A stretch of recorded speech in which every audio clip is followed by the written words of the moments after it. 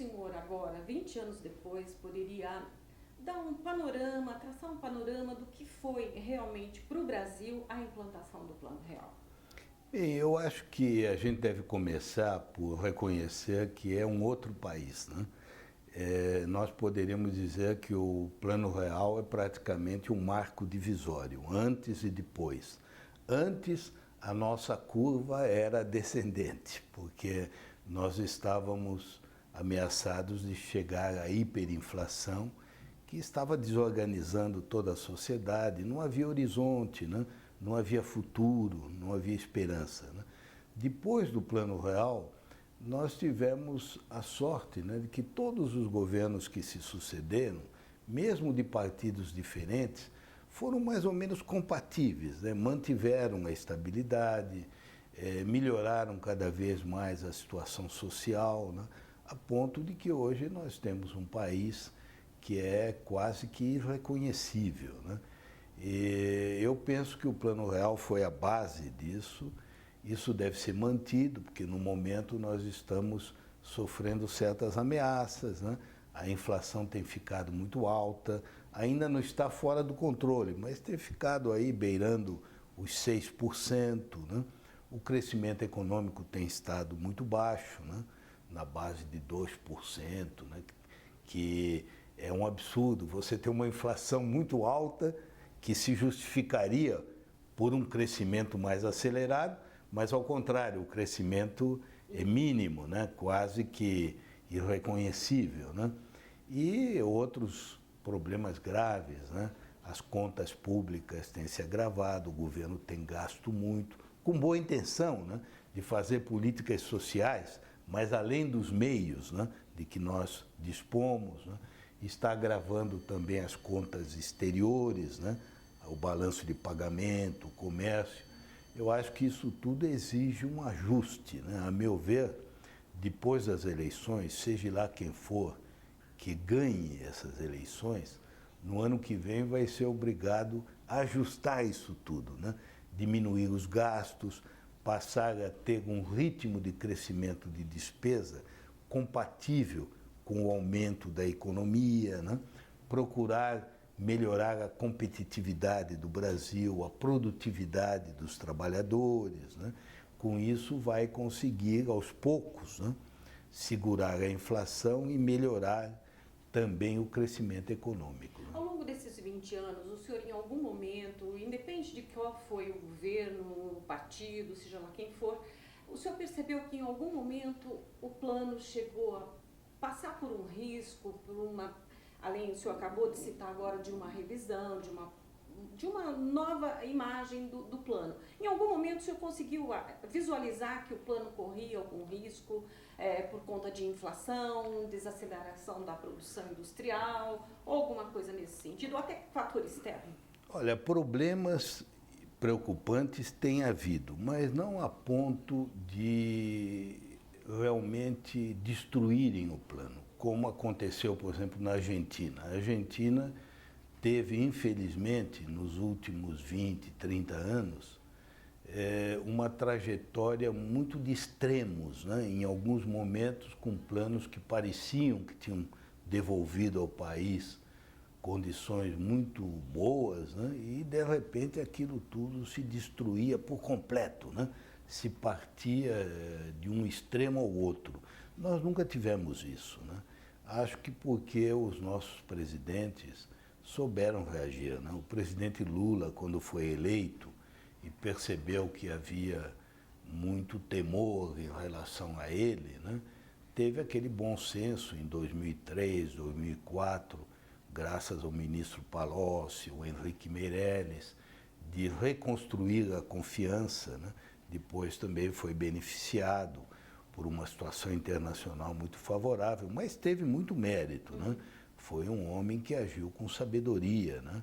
A atual presidente, eu creio que em alguns momentos ela tem errado, né?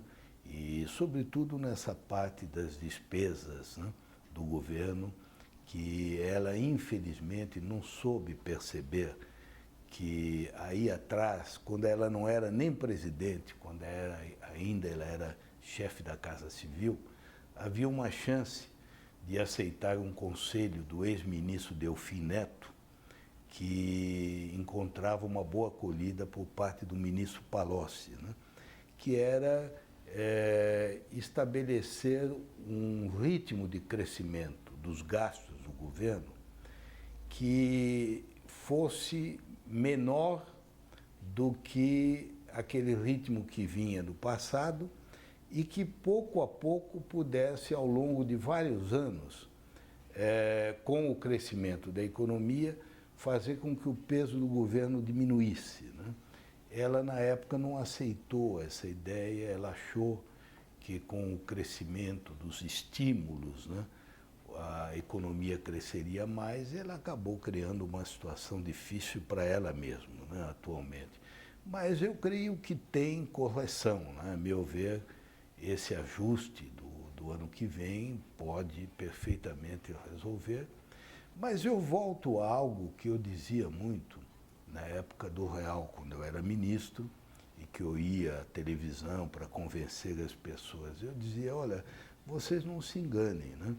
O Real é como o pedestal de um monumento. Ele não é um monumento. O monumento terá que ser construído. Por quê? Porque o Real era o desejo de ter um mínimo de estabilidade. A estabilidade é a pré-condição de outras políticas, né?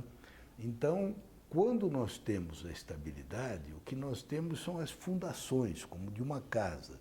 Depois é preciso construir o edifício, né? Ou o monumento, né? E é isso que está nos faltando, né? Eu vejo, por exemplo, com inquietação, que no Brasil o debate público, inclusive na imprensa, é muito dominado apenas por temas da macroeconomia, né? Só se discute o crescimento baixo, a inflação alta, os problemas do déficit do orçamento, da balança de pagamentos. Tudo isso é importante, né? Como eu acabei de dizer.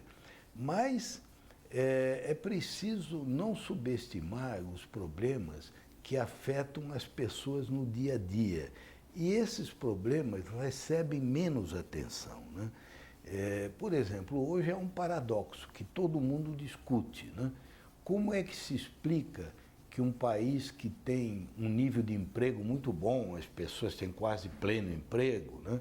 E ainda os salários são bons porque foram aumentados no passado, embora isso comece a mudar, ainda são condições boas, muito melhores que a da Grécia, ou da Espanha, ou da Itália, né?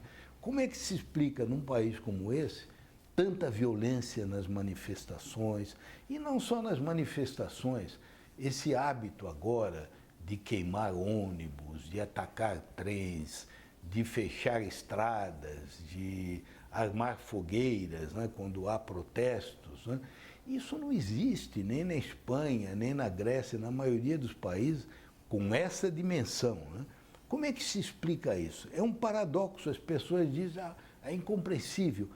Eu creio que não, que é muito compreensível. O que está acontecendo é que as pessoas melhoraram de muito o seu nível, né? Têm salários melhores, alguns têm emprego, têm carteira assinada, mas continuam a ter as mesmas mazelas de sempre. Perdem 2, 3 horas para chegar ao trabalho, em trens ou em ônibus superlotados, com calor, com condições desumanas, são empurrados, né? Não tem segurança nem contra os criminosos, nem contra a polícia. Quando chove muito, alagam, perdem todos os seus bens, os seus móveis, né? Quando não chove, está ameaçado de racionamento, de água, de energia. Esses problemas continuam a existir, ainda que a pessoa tenha um salário 20% mais alto. E não resolve, entende, o aumento do salário. E os governos parece que pensam que jogando dinheiro em cima dos problemas, os problemas vão desaparecer. Não vão desaparecer. Então, por que as pessoas estão ficando tão desesperadas? É porque, quando houve as manifestações no ano passado, os governos disseram que estavam atentos, que iam a resolver o problema da mobilidade urbana, né? Por exemplo, certo. o problema dos transportes. Né? Receberam os manifestantes, fizeram discursos muito bonitos, mas não fizeram, não conseguiram. As únicas medidas concretas, imediatas, foram os adiamentos dos aumentos, né? Do aumento das tarifas, dos pedágios, né? Tudo foi do aumento do preço dos combustíveis, se adiaram os aumentos. Uma medida meio que mas não se deu solução. O que as pessoas querem, a solução é problema concreto. E não é solução para o ano 2020, entende? É agora. Né? Por exemplo, se a pessoa está com problema de ônibus, tem que melhorar os ônibus. Em poucos meses, faltam ônibus. Então, por que faltam ônibus? É preciso encomendar ônibus, gastar o dinheiro que se gasta com outras coisas, com ônibus. Então, que se faça isso. Então, o que me impressiona muito é que os governos brasileiros, não é só do partido A ou B, não é só o federal, o estadual, o municipal, todos os governos aqui, não compreenderam que a sociedade brasileira é uma sociedade urbanizada. O Brasil hoje, 86% das pessoas vivem em cidades de 20 mil habitantes para cima. Isso é mais até do que na Suíça, porque na Suíça as pessoas vivem em lugares pequenos, né, de poucos habitantes. No entanto, a sociedade urbana, que é muito complexa, os governos não conseguem compreender e encaminhar soluções, entende? Para nenhum dos problemas, para o trânsito, para a mobilidade, para os alagamentos, para a moradia em condições mais saudáveis, para um bom mercado de terrenos, nada disso se resolve. As pessoas vão dizer, mas por quê? Então quer dizer que nós somos irremediavelmente incompetentes? Nós somos condenados para sempre a não resolver nenhum problema? Não é verdade. Você olha, em algumas áreas, os governos são muito competentes naquilo que depende da sobrevivência deles, né?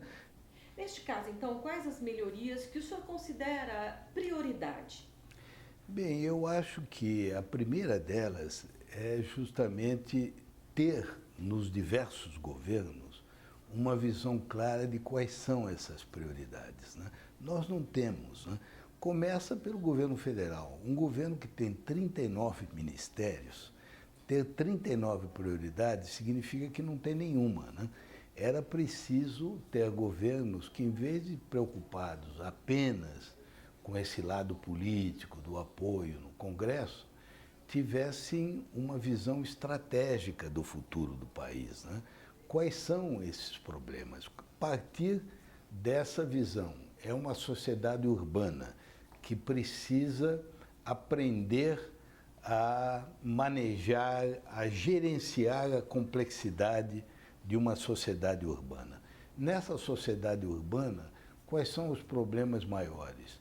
Moradia, mobilidade, saúde, educação, segurança, né? Então, tomando essas áreas, quais são os problemas e as soluções concretas que nós precisamos disso? Nós podemos comparar até com um pouco essa imagem, né? O Brasil, tanto no âmbito federal como estadual e municipal, é como um condomínio, né? Em que nós somos os condôminos. Os condôminos, quando se reúnem ou quando se manifestam, eles dizem quais são os problemas. O problema é que o síndico não consegue resolver. Ele ouve e pensa que a única maneira de resolver os problemas é aumentar o pagamento do condomínio, da taxa, né? E não é capaz de encontrar uma solução para aquelas coisas concretas que nós temos diante de nós. Você vê, hoje em dia parece óbvio que a mobilidade urbana é um problema que merece uma prioridade enorme, né? Deveria ser uma das 2 ou 3 maiores prioridades do país. No entanto, o que nós vimos? Nós resolvemos sediar a Copa do Mundo e os Jogos Olímpicos e, para isso, nós precisamos fazer os estádios e as obras de mobilidade urbana. Estamos fazendo os estádios, mas as obras de mobilidade urbana foram todas sacrificadas, né? Quer dizer, nós vemos que há estádios, né, que estão prontos, mas as pessoas não têm como chegar lá, né? Não tem como chegar, porque a única forma de chegar é o automóvel individual, o transporte individual. Não se construíram linhas de metrôs, linhas de trens rápidos, né? Monotrilhos, né? Nada disso foi feito. Os aeroportos estão demorando muito, só agora, depois de uma polêmica que durou anos, é que resolveram entregar a iniciativa privada, alguns, né? Não todos, né? Então, isso mostra que não é uma prioridade, porque os americanos têm uma frase muito boa, eles dizem, olha, a sua prioridade não é apenas da boca, a sua prioridade está onde está a sua carteira, onde você realmente gasta o dinheiro, né? Então, nós vimos que a nossa prioridade verdadeira não era a mobilidade, por mais que se diga em discursos que é, porque a única forma de demonstrar que de fato é uma prioridade é mostrando quais são as soluções concretas e tangíveis, né? E resolver em pouco tempo. Então, essas coisas é que exasperam as pessoas, porque elas se manifestam, são ouvidas, os governos fazem um discurso correto, mas não há solução. Você vê que ninguém mais confia nem em Câmara de Vereadores, nem nas assembleias de deputados estaduais, nem no Congresso, nem no governo federal. Por quê? Porque esses órgãos não são capazes de responder. Responder não verbalmente, responder com as soluções. O governo é um mecanismo pelo qual as pessoas, os condôminos, dão apoio político através do voto e, ao mesmo tempo, pedem políticas para resolver os seus problemas. Ora, essa resposta não vem. Então, o canal não funciona. E aí, quando não funciona, começa a derivar para essa situação que nós estamos vendo. E olha, uma ilusão muito grande pensar que apenas no dia que nós ficarmos mais ricos é que vão se resolver isso. Os problemas têm que se resolver agora, um a um. Você não pode adiar, né? Quando eles são muito graves, você tem que começar a encaminhar as soluções possíveis. Um erro ter resolvido ser sede da Copa do Mundo, né? E de todos esses acontecimentos que são interessantes no início como prestígio, né? Mas que demandam grandes gastos para um país que tinha outras prioridades mais importantes, né? Tanto assim que agora não estamos conseguindo ter um desempenho muito brilhante e boa parte daquele efeito de propaganda inicial agora está no outro extremo, né? No mundo inteiro estão nos criticando, né? Porque não conseguimos. Então, pensando bem, talvez tivesse sido melhor no início ter tido uma atitude mais sóbria. Eu sou de opinião pessoal, sempre fui, né? Que nós deveríamos ser mais sóbrios e mais realistas. Em vez de cantar aí vitórias e nos enfeitarmos com penas de pavão, nós devíamos nos concentrar nos problemas do dia a dia, que são gigantescos, né? Até conseguir dar condições dignas para a maioria das pessoas, nós vamos precisar, talvez, do trabalho de gerações, né? Eu acho isso melhor do que sair por aí com muita grandiloquência, né? Que acaba depois de uma maneira bastante lamentável, né? Lembrando um pouco aquela frase do Evangelho, né? Quem se exalta, quem se engrandece, será humilhado, né? Que é o que está nos acontecendo agora. Para finalizar, eu gostaria que o senhor dissesse, a gente até conversou um pouco sobre essa questão dos políticos, do preparo dos políticos. Nós estamos, assim, às vésperas de uma eleição presidencial, num momento um pouco crítico, em função até do que o senhor acabou de falar, de Copa do Mundo, de jogos e tudo mais, e a questão também da economia brasileira. O senhor acha hoje que que os brasileiros deveriam repensar essa questão de preparo dos políticos, de analisar essa possibilidade de quem vai para o comando do país? Qual a sua visão disso? Eu penso que sim, sabe? Na época das manifestações, uma das conclusões havia sido que o Brasil precisava de uma reforma política. Agora quase que não se fala mais nisso, né? Já se esqueceu isso. Mas esse problema continua na base dessa baixa qualidade da representação, né? É claro que as reformas eleitorais ou políticas, elas em si mesmas, elas não conseguem resolver todos os problemas, mas é possível aprimorar as regras, né? O sistema atual é um sistema que o cidadão não se sente representado, ele nem sabe direito em que deputado ele votou. Então, um sistema misto, né, distrital com proporcional, ajudaria a ter uma maior responsabilidade dos políticos. Acho que também é importante reduzir o custo das campanhas, porque está se gastando muito, a influência do poder econômico é exagerada. Seria importante reduzir o número de partidos políticos, criar certos entraves, né? Procurar estabelecer que um partido, para se manter, teria que ter um mínimo, né, de apoio na sociedade. Há muitas ideias que funcionaram em outros países e poderiam funcionar aqui. E, sobretudo, eu espero que, aos poucos, se possa ter uma renovação dos setores que estão na política, e uma das ideias seria limitar, né, os mandatos. A meu ver, foi um erro permitir a reeleição, né, dos mandatos executivos. Eu acho que num país como o Brasil, a reeleição não funciona bem, faz com que os mandatários só pensem nisso, né, e só governem em função dos resultados eleitorais, né? Acho que nós não deveríamos continuar a manter a reeleição, e creio que até mesmo os mandatos eletivos de deputados e senadores não deveriam se perpetuar, entendeu? Eu acho que o político não deveria ser uma profissão, né? Então, isso deixar alguém que seja 20 anos, 30 anos deputado, eu acho um erro, né? Deveria haver limites, né, para permitir uma renovação maior e permitir que gente mais jovem, já formada por uma universidade melhor, com uma outra visão, possa chegar um dia a ter uma possibilidade de influência. Eu gostei muito, embaixador, pela sua atenção. Espero conversar com o senhor outras vezes para a gente falar um pouco mais, não só de plano, mas essa questão toda de Brasil.